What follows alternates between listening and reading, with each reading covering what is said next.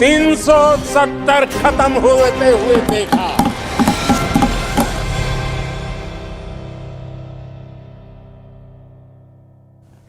नमस्कार, बहुत स्वागत है। आप देख रहे हैं जेकेएल प्राइम टाइम। मैं हूं आपके साथ अबू हुरैरा। आज पार्लियामेंट में प्रधानमंत्री नरेंद्र मोदी ने राष्ट्रपति मुर्मू के अभिभाषण पर धन्यवाद प्रस्ताव पर चर्चा का जवाब देते हुए कांग्रेस सहित अन्य विपक्षी दलों पर जमकर निशाना साधा। उन्होंने इस दौरान परिवारवाद, पूर्व पीएम जवाहरलाल नेहरू, इंदिरा गांधी और लोकसभा चुनाव सहित कई मुद्दों का जिक्र किया। पीएम मोदी ने कहा कि विपक्षी नेताओं की बात सुनकर विश्वास हो गया है कि लंबे अरसे तक इन्होंने वहां बैठने का संकल्प ले लिया है। बहुत लोग चुनाव लड़ने का हौसला भी खो चुके हैं और कुछ पिछली बार सीट बदले थे और इस बार भी बदलने के प्रयास में हैं। उन्होंने लोकसभा में कहा कि हर बार की तरह विपक्षी लोगों को विपक्ष ने निराश किया है। नेता तो बदल गए लेकिन पुरानी बातें ही एक तरह से करते रहते हैं। उन्होंने आरोप लगाया कि कांग्रेस ने विपक्ष को आगे बढ़ने नहीं दिया, विपक्ष ने संसद नहीं चलने दी। ऐसा करके विपक्ष ने संसद और देश का नुकसान किया है। इस समय देश को स्वास्थ्य और अच्छे विपक्ष की जरूरत है। इस मौके पर पीएम मोदी ने कहा कि हमारी सरकार का तीसरा कार्यकाल भी बहुत दूर नहीं है। ज्यादा से ज्यादा 100 और 125 दिन बाकी हैं। पूरा देश कह रहा है अब की बार मोदी सरकार। और मैं आमतौर पर आंकड़ों के चक्कर में पीएम मोदी ने कहा कि नहीं पढ़ता हूं, लेकिन मैं देख रहा हूं कि देश का मिजाज एनडीए को 400 पार करवा कर रहेगा और बीजेपी को 370 सीटें एक तरह से मिलेंगी। और इस मौके पर पीएम मोदी ने जम्मू कश्मीर में 370 हटाने पर भी कमेंट किया। पीएम मोदी ने कहा कि एक मजबूत सरकार थी जिसने जम्मू कश्मीर से 370 का खात्मा कर दिया। और आज इसी पर पीएम मोदी के इसी बयान पर हम जेकेएल प्राइम टाइम में चर्चा करेंगे।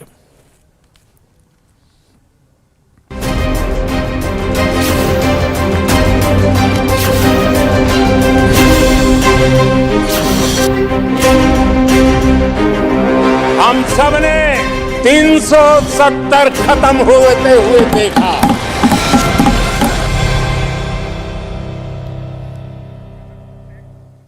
तो चलिए, आज पीएम मोदी का जो ऐतिहासिक बयान था पार्लियामेंट में, उसी पर चर्चा करेंगे। बहुत खास मेहमान मेरे साथ जुड़ रहे हैं।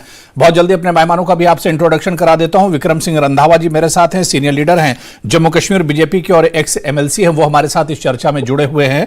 नम्रता शर्मा जी मेरे साथ हैं, सीनियर लीडर हैं जम्मू कश्मीर कांग्रेस की, वो भी इस चर्चा में मेरे साथ हैं।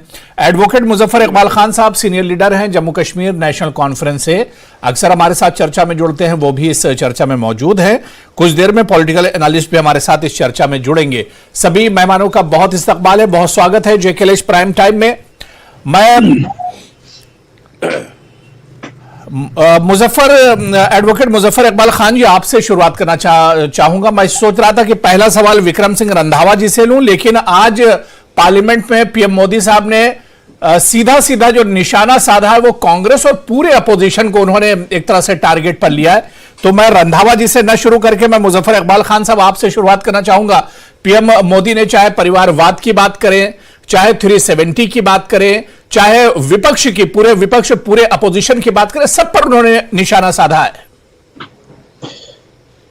हम भी तवक्को कर रहे थे जी कि प्राइम मिनिस्टर मोदी साहब ये भी कहेंगे कि हमने जम्मू कश्मीर की रियासत को खत्म करके दो यूनियन टेरिटरी में तकसीम भी किया है और इसकी फर्दर बर्बादी भी करना चाहते हैं। लेकिन वो रुक गए 370 पे ही, आगे नहीं निकले कि हमने आगे भी कुछ किया है जी। हम तो ये भी सुनना चाहते थे कि जम्मू कश्मीर, खासकर जम्मू के लोगों को ये बताएं कि हमने आपकी रियासत को एक यूनियन टेरिटरी भी बनाया है और आगे पता नहीं क्या इंस्टॉल्ड है, इसका मुझे अंदाजा नहीं। आगे का तो पीएम मोदी ने बता दिया कि तीसरा भी हमारा जो कार्यकाल है वो बहुत जल्दी 100 और 100-150 दिन के बाद शुरू होने वाला है। और उसके बाद पीएम मोदी ने कहा कि और बड़े काम होंगे और बड़े बदलाव होंगे आने वाले दिनों में। ये भी उन्होंने इशारा दे दिया। पिछली बार किए हैं जी, इसी तरह बर्बादी और करनी है, लोगों ने करवानी है, तो फिर ठीक है। फिर तो लोगों को ऐसा ही होना चाहिए कि अगर आप ये मत देखें ना, ये जो स्लोगन रिंग है और जो जुमलाबाजी है, अगर इसको आप छोड़ के थोड़ी देर अगर गौर करें कि आज से 8 साल या 10 साल पहले महंगाई कहां थी, पेट्रोल का रेट कहां था, गुर्बत कहां थी, आप ये भी देखें पर कैपिटा इनकम कहां था। और उसके बावजूद जो चीजें आज हमको सुनने में मिल रही हैं जी कि भाई हमने बहुत तरक्की की है, वो तरक्की हुई कहां है, क्या हम एम्प्लॉयमेंट जनरेट कर सके हैं। और आज दुहाई है पूरे मुल्क में कि भाई बेरोजगारी बहुत तेज रफ्तारी से बढ़ रही है, तो बड़ा मसला है, महंगाई एक बहुत बड़ा मसला है। उन चीजों की तरफ कोई ध्यान नहीं दे रहा और ना ही प्राइम मिनिस्टर साहब ने अपने भाषण में कोई उस तरफ एक जुमला भी कहा है जो मेन मुद्दा है। महंगाई के बारे में यह नहीं कहा कि हम आने वाले वक्त में इसको किस तरह कंट्रोल करेंगे, हम लोगों की पर कैपिटा इनकम कैसे इंक्रीज करेंगे। और एक हवाई जुमले बोलने से मुझे नहीं लगता है कि लोग अब इनको सुनने के कोई ज्यादा इश्तियाक हैं। मुझे नहीं लगता है कि लोग इन जुमलों को अब बड़ी गौर से सुनते भी हैं। लोग ये देखना चाहते हैं कि डिलीवर क्या किया है। आपने कहा कि परिवारवाद रहा, आपने ये कहा ठीक है मानते हैं, क्या आप करप्शन को रोक पाए? नहीं, जब वो परिवारवाद कहते हैं तो उसमें सिर्फ कांग्रेस नहीं है, उसमें नेशनल कॉन्फ्रेंस भी आती है और उसमें समाजवादी पार्टी भी आती है। जब परिवारवाद पर पीएम मोदी बोलते हैं तो उसमें सिर्फ कांग्रेस को मत जोड़िए मुजफ्फर साहब। अबू हरेरा साहब, मैं कांग्रेस का स्पोक्स पर्सन हूं ही नहीं, मैं कहता हूं जिसके लिए भी उन्होंने कहा हो, जिसके लिए भी कहा है, वो परिवारवाद जब इनकी अपनी पार्टी की बात है तब परिवारवाद नहीं है। कितने मिनिस्टर हैं जिनके बेटे आज पॉलिटिक्स में हैं। और आप मेरी बात आप नोट करना जी कि ये जो अप्रैल मई में जो इलेक्शन होने वाला है, मैं आपको गिन के बताऊंगा कि कितने सिटिंग मिनिस्टर्स के बच्चे इसमें मैंडेट लेंगे, कितने सिटिंग मिनिस्टर्स के बच्चे जो हैं इस वक्त स्टेट असेंबलीज में मिनिस्टर हैं। वो परिवारवाद नहीं है क्योंकि वो बीजेपी वाले हैं। अगर करप्शन बीजेपी वाला कोई करे तो वो नहीं, अगर दूसरी पार्टी में करके करप्शन एक रात में जब आता है तो ऐसा मशीन में धुल जाता है कि वो दूध से धुला हुआ निकलता है बीजेपी। चलिए मैं रंधावा जी से इसका जवाब लूंगा। मेरे साथ एक और खास मेहमान मोहम्मद अमीन जी, पॉलिटिकल एनालिस्ट है, वो भी हमारे साथ चर्चा में जुड़े। मोहम्मद अमीन साहब, आपका बहुत स्वागत है जेकेएल प्राइम टाइम में। मैं नम्रता शर्मा जी, आप कुछ कहना चाह रही, लेकिन उससे पहले आज कांग्रेस पर काफी ज्यादा एक तरह से निशाना पीएम मोदी साधते हुए नजर आए।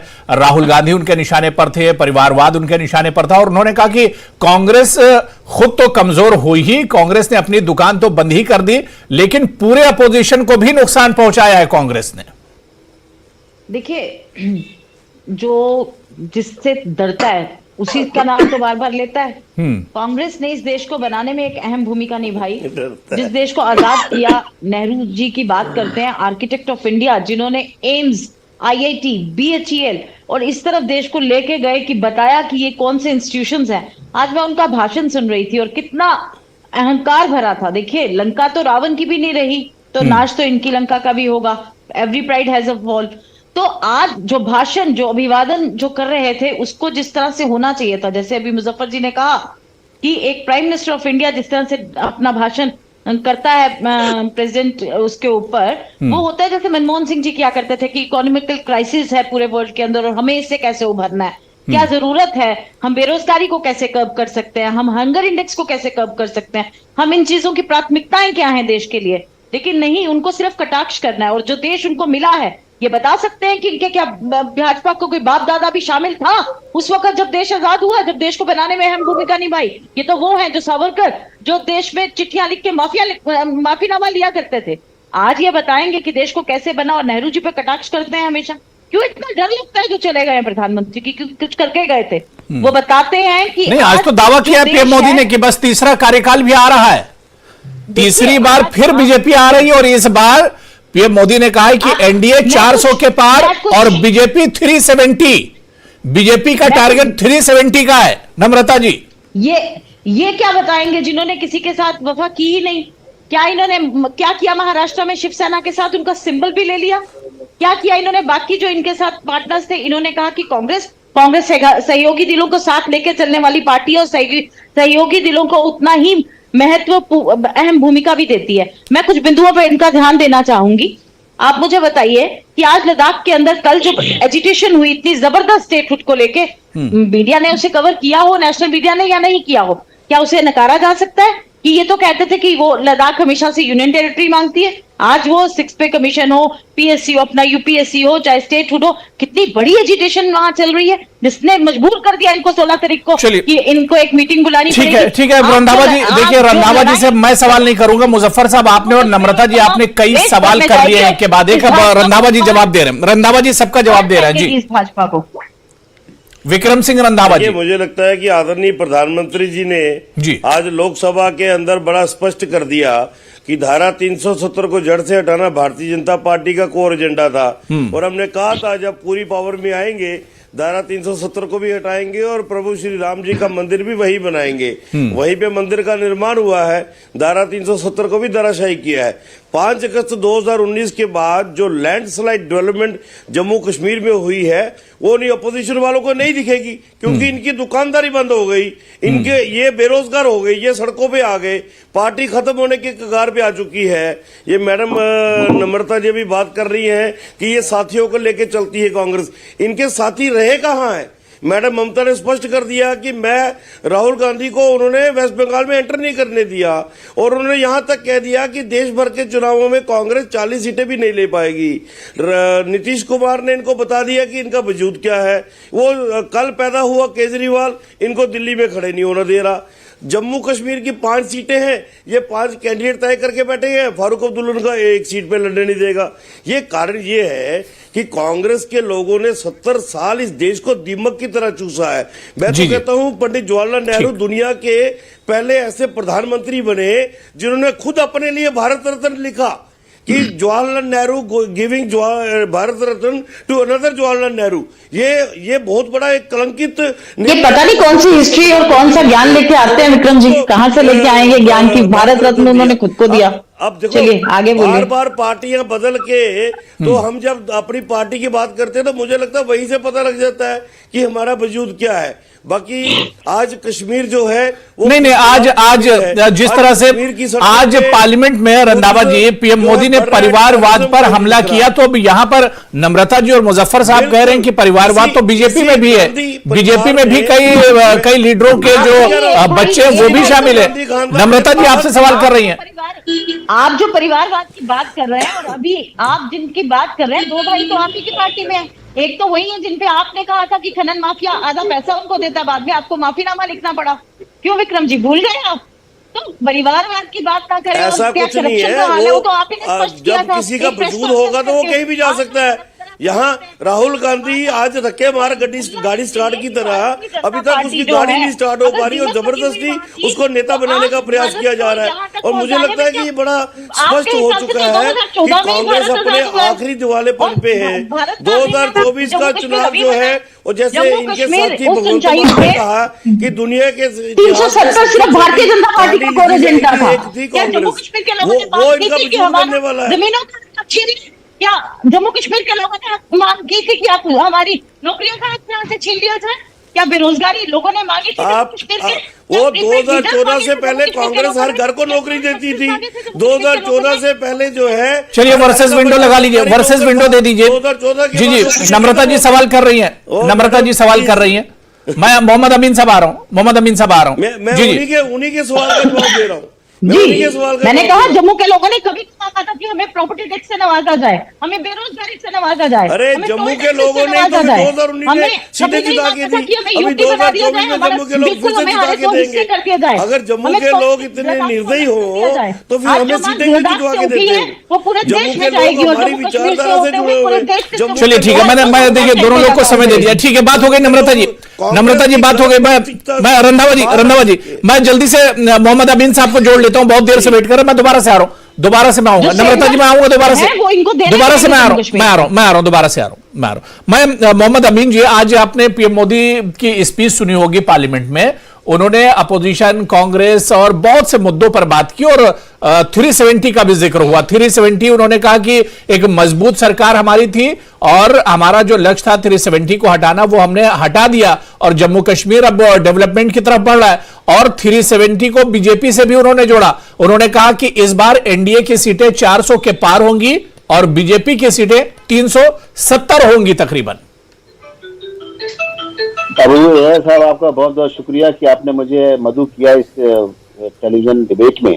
सबसे पहले तो मैं कहना चाहूंगा कि जो शानदार आपका चैनल है उसको दुनिया जानती है, दुनिया सुनती है और बड़े ध्यान से सुनती है। तो इसमें जो डिबेट में एक जो शब्द यूज किया गया उसको मैं कंडेम करता हूँ। तो नम्रता जी ने कहा मोदी जी के लिए और पार्टी के लिए कि इनके बाप दादाओं ने नहीं कुछ किया। तो मैं समझता हूँ कि एक समझी बुझी नीत नहीं है ये, और न ही पढ़े लिखों की तरह ये बात किया इन्होंने, न इनकी पार्टी का ये उसूल है। यही वजह है कि इनकी पार्टी गर्त में जा रही है नीचे, जो अभी सभी लोग कह रहे थे।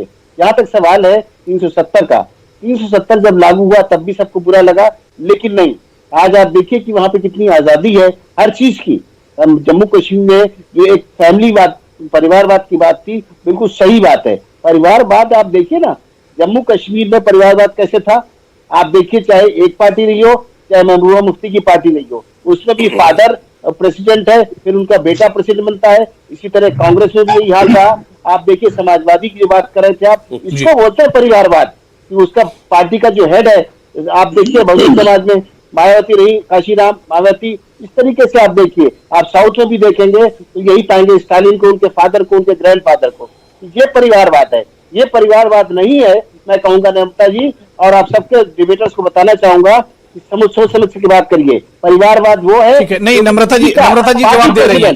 जो पार्टी प्रेसिडेंट जी, मैं इनके ज्ञान के लिए इनको बताना चाहती हूँ कि ये मोदी जी को ये ज्ञान दे जो नम्रता शर्मा को यहाँ ज्ञान दे रहे हैं। आज उन्होंने जिस तरह से भाषा का प्रयोग, परिवारवाद में आती है।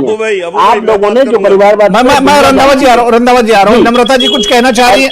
मोहम्मद अमीन जी, नम्रता जी जवाब दे रही है जी। मैं जवाब दूंगा। मैं अमीन साहब से कहना चाहती हूँ कि ये जो ज्ञान की पोटली हमेशा से मल्लिकार्जुन खड़गे ने कहा है कि पोलिंग बूथों पे वो कार्यकर्ता बिठाओ जो कुत्तों की तरह बोलते हो। जो पहले तो ये तैयारी करके रखे कि इन्होंने किस पोलिंग बूथ पे बैठना है। इनका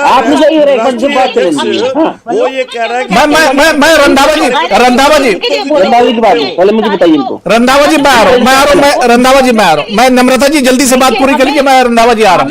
जी करते करते ये भी नहीं भूल जाना चाहिए कि जम्मू कश्मीर क्या कह रहा है। देखिए, हमें आंखें बंद करके कौन सी तरक्की की बातें करते हैं। इतने प्रोटेस्ट जम्मू कश्मीर के अंदर हो रहे हैं, सब कुछ आपके इससे पहले जो भी नम्रता जी वहाँ पर मदद गई है उसको हमेशा परिवारवाद ने खाया है, विदेशों में प्रॉपर्टी जमा की है, अब उन पर कार्रवाई हो रही है। उन्होंने कभी भी कश्मीर के गरीब मुसलमानों को, जिनकी वो बातें करते हैं, गरीब लोगों को, जम्मू के लोगों को कुछ भी नहीं दिया। सिर्फ एक परिवारवाद वाकई था वहां पर, और वो बढ़ता चला गया महलों में। यहाँ से उनकी सारी प्रॉपर्टी विदेशों में है। क्या बात करती है आप? खुलेआम है ये तो। और वो अपने बच्चों को बढ़ाते रहे, अपने बच्चों को बढ़ाते रहे। भूल गए 80 करोड़ की आप क्या बात करती, कश्मीर में क्या हुआ है दुनिया जानती है। आज कश्मीर में देखिए, जो आज भारतीय जनता पार्टी जो है 2014 के बाद भारतीय जनता पार्टी चला रही है, इसलिए कांग्रेसियों को आप गलतफहमी में हैं, इसीलिए वो कहते हैं कांग्रेसियों को 400 के पार, पत्थरबाज 400 के पार, आप 40 के पार नहीं जा पाएंगे। आप 40 के पार नहीं जा पाएंगे, झंडा उठाने वाला कोई मैं बता रहा हूँ आपको। वही तो कांग्रेसी चाहते हैं। चलिए ठीक है। मैं नम्रता जी रंधावा जी कुछ कहना चाह रहे हैं। रंधावा जी की बात हो जाए उसके बाद आप जवाब दे दीजिएगा। मोहम्मद अमीन जी मैं आ रहा हूँ। रंधावा जी अब आप अपनी जल्दी से बात रखिए। बड़ा स्पष्ट मानना है जी। कांग्रेस ने इस देश को दीमक की तरह चूसा है 70 साल। अभी तो सिर्फ 10 साल हुए हैं। 10 साल मोदी जी के नेतृत्व में आप देखिएगा कांग्रेस तो खत्म होगी सो होगी, देश की बर्बादी करने वाला कोई भी राजनीतिक दल नहीं बचा। नम्रता जी आप जवाब दे दीजिए। जी ये जो अनडिक्लेयर्ड इमरजेंसी लगा रखी है ना, जिस तरह से मीडिया को फंसा रखा है, ईडी और सीबीआई पीछे लगा रखी है, ज्यादा देर किसी का भी बल नहीं चलता। देखिए, रावण को भी बहुत अहंकार था कि मेरे जैसा कोई हो नहीं सकता, लेकिन उसका भी नाश हुआ। अभी पता ही नहीं है मैडम, अब अगली डिबेट में किस पार्टी को रिप्रेजेंट मैं आपको लिख के देती हूँ। जनता जान चुकी है कि भारतीय जनता पार्टी चोरी करेंगे तो पकड़े जाएंगे। आप मुझे बताइए, आप जनता का पैसा आप बर्बाद करेंगे, आपको पकड़ेंगे। में सब दूध के दूल्हे लगाएंगे, आपको प्रॉपर्टी बाकी सब चोर हैं बीजेपी वालों में। चलिए वन बाय वन एक करके मैं आ रहा हूं, सबके पास आ रहा हूं। ठीक है मैं देखिए एक करके सबके पास आ रहा हूं, सबके पास। मुजफ्फर साहब आप कुछ कहना चाह रहे हैं? मुजफ्फर इकबाल जी। अबू हुरैरा साहब जी मुझे लगता है कि दुनिया के जितने भी चोर हैं ना वो सिर्फ अपोजिशन में हैं और परिवारवाद सिर्फ अपोजिशन में है। बीजेपी वाले सारे दूध के दूल्हे हैं, जम्मू कश्मीर को लूट रहे हैं इस वक्त और सब लोग बाहर के। लेकिन लोग कहते हैं कि ना जी तरक्की हो रही है। अरे भाई तरक्की हो कहाँ रही है ये हमें भी बता दो। विदेश में कहीं आसमान पे हो रही, चांद पे हो रही, सूरज पे हो रही, कहाँ हो रही है? लोग जो हैं वो सड़कों पे हैं और कहते हैं आजादी है। आजादी से कोई आदमी आपने तो देश का पैसा बाहर दे दिया। फिर हमको कहते हैं कि आपको आजादी, पहले हम कौन से गुलामी थी? अरे भाई हमको तो आजादी बहुत पहले मिली थी और 1947 में हमको भी आजादी मिल गई थी।